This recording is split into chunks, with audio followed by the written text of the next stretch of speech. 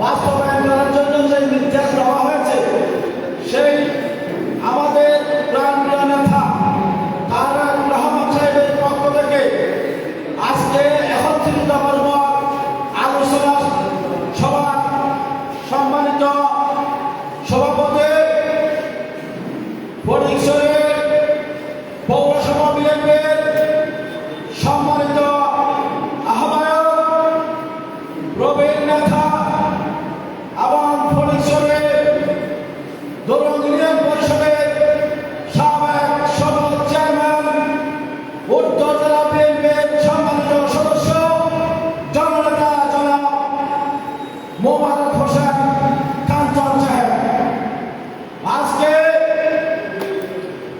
আমাদের এই বিশাল অনুষ্ঠানে প্রধান অতিথি হিসাবে উপস্থিত আছেন আমার প্রাণপ্রিয় নেতা চট্টগ্রাম উত্তর জেলা বিএনপির সম্মানিত যুগ্ম আহ্বায়ক এবং দৌলতপুর নূর আহমদ ইঞ্জিনিয়ারিং উচ্চ বিদ্যালয়ের সম্মানিত প্রতিষ্ঠাতা, চট্টগ্রাম হলমার্ক গ্রুপের সম্মানিত চেয়ারম্যান, বিশিষ্ট দানবের ফটিকছড়ি মাটি ও মানুষের বন্ধু কর্মী বান্ধব নেতা জনাব আলহাজ সরওয়ার আলমগীর সাহেব, আমাদের মাঝে উপস্থিত আছেন যিনি কয়েকদিন আগে চট্টগ্রাম উত্তর জেলা বিএনপির উত্তর জেলা কৃষক দলের সদস্য সচিব নির্বাচিত হয়েছেন। আমার অত্যন্ত স্নেহের ভাই, দক্ষ সংগঠক, সাবেক সফল ছাত্রনেতা জনাব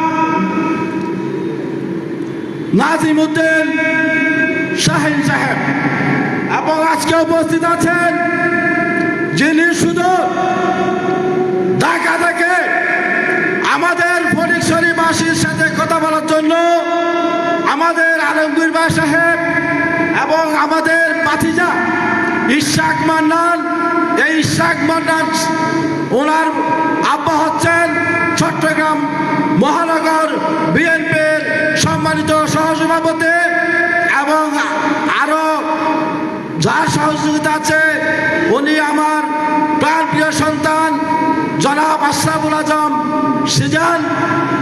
এইখানে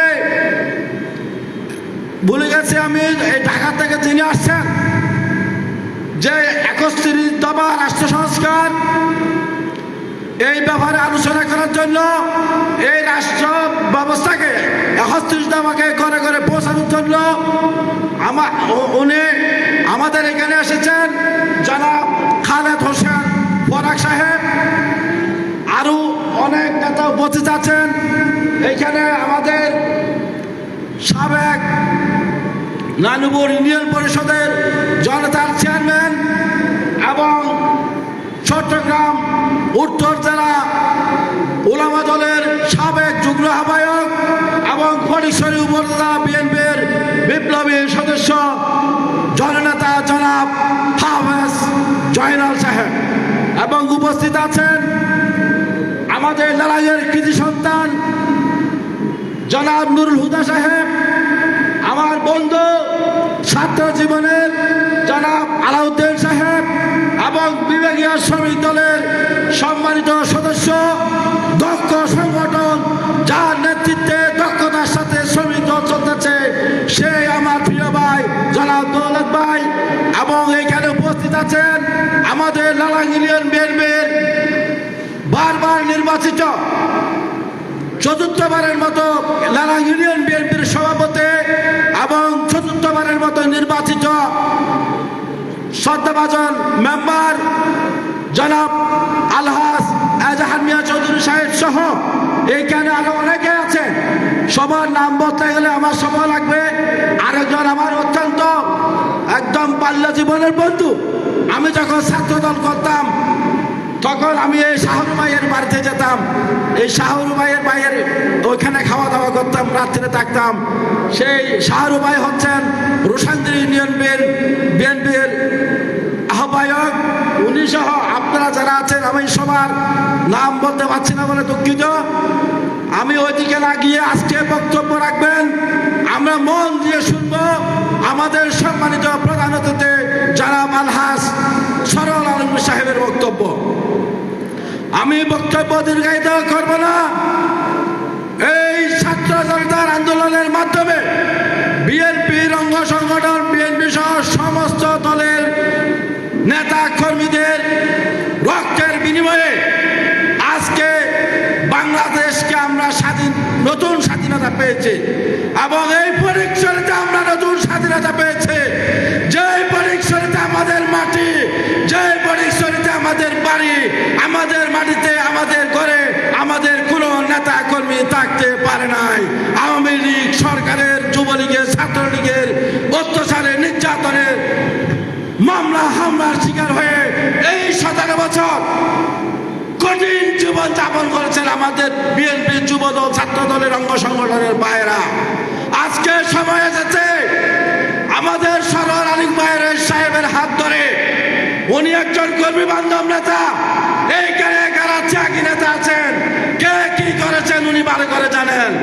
আর এখানে কে বিএনপি করেছেন, কে ছাত্র দল করেছেন, কে জামাত ইসলাম করেছেন, শিবির করেছেন, কে আওয়ামী লীগ করেছেন, কে আওয়ামী লীগের সংগঠন করেছেন, অঙ্গ সংগঠন আছেন, সবচাইতে আমি বেশি ভালো জানি। কারণ 79 থেকে ছাত্রদলকে থেকে ইনশাল্লাহ পর্যন্ত আমরা আপনাদের সাথে ফটিকছড়ি এবং নারায়ণ জনগণের সাথে বিএনপির অঙ্গ সংগঠনের সাথে আছি।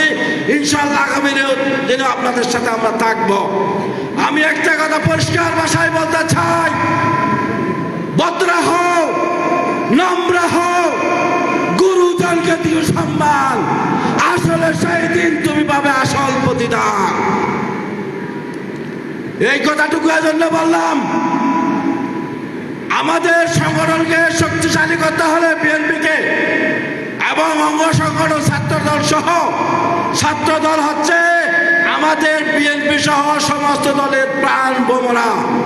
এই ছাত্রদলকে সংগঠিত করতে হবে। এই ছাত্রদল, যুবদল, যত অঙ্গ সংগঠন আছে তাদেরকে সুসংগঠিত করার জন্য, এই কর্মীদেরকে মূল্যায়ন করার জন্য আমাদের আলমগীর মূল্যায়ন করতেছে। তারপরও আজকের এই বিশাল এই সমাবেশ থেকে আমি আলমগীর সাহেবকে বিনয়ের সাথে, শ্রদ্ধার সাথে অনুরোধ করছি, আপনি সুসংগঠিত করতেছেন, আমরা দেখতেছি বাস্তব। আরো সুসংগঠিত করার জন্য আপনাকে অগ্রসর হতে হবে। আরেকটা কথা আমরা বলতে চাই, সেটা হচ্ছে আমাদের শহীদ প্রেসিডেন্ট জিয়াউর রহমান সাহেব, উনি 19 দফা কর্মসূচি দিয়েছেন। এই 19 দফা কর্মসূচির জন্য, দানের শীষের জন্য মানুষ পাগল। তাই এই 19 দফা কর্মসূচি আপনাদেরকে মুখস্থ রাখতে হবে। 19 দফা কি কি, এই 19 দফার সাথে 31 দফাও আপনাদেরকে মুখস্থ করতে হবে। জনগণকে ঘরে ঘরে গিয়ে বলতে হবে, যেহেতু এই বিএনপি হচ্ছে ফটিকছড়িতে বিএনপির মাটি, ফটিকছড়ির কাঠি, বিএনপির কাঠি আলমগীর ভাইয়ের মাটি কাঠি। আলমগীর ভাইয়ের কোনো বিকল্প নাই। তাই আমরা সত্যিকার অর্থে যদি জিয়াউর রহমান সাহেবকে ভালোবাসেন, সত্যিকার অর্থে যদি বেগম খালেদা জিয়ার কাছে ভালোবাসেন, সত্যিকার অর্থে যদি তারেক রহমানকে ভালোবাসেন, তাহলে আপনাদেরকে সর্বোচ্চ ত্যাগ স্বীকার করতে হবে। কেন ত্যাগ স্বীকার করতে হবে? আমি কোন পদে আছি এইটা বড় কথা নয়। আমি যে একজন রাষ্ট্রপতি শহীদ জিয়াউর রহমানের সৈনিক, আমি যে বেগম খালেদা জিয়ার সৈনিক, আমি যে বিএনপির সৈনিক, আমি যে তারেক রহমানের শহীদ, এইটাই হচ্ছে আমার বড় পাওয়া। এই চাইতার বড় পাওয়া কিছু নাই।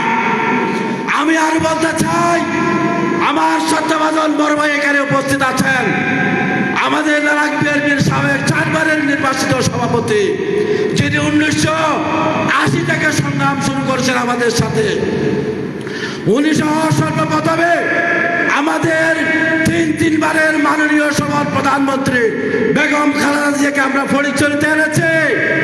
এই ফটিকছড়িতে আমরা আমাদের মাননীয় সাবেক প্রধানমন্ত্রীর সাথে বক্তব্য রাখতে সুযোগ পেয়েছি, এটা আমাদের বড় পাওয়া। গাড়ি বাড়ি টাকা পয়সা দৌলত আমাদের লাগবে না। আরেকটা হত্যা আছে, আরেকটা বড় পাওয়া। এইখানে সাংবাদিক যারা আগে ছিল ওরা এখানে কেউ নেই। ওরা হয়তো আকাঙ্ক্ষা উপাকামের সাথে জড়িত ছিল আওয়ামী লীগের সাথে, সেই জন্য আজকে ওরা পলাতক। নাইলে যারা বয়স্ক সাংবাদিক, যারা আমাদের কর্মকাণ্ড দেখেছেন লিখেছেন, তারা এখানে উপস্থিত নাই।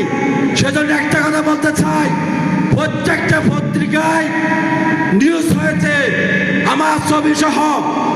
জাতীয় পত্রিকা থেকে আমাদের ফটিকছড়ির যত পত্রিকা, সব পত্রিকা, তখন এই অনলাইনগুলো ছিল না।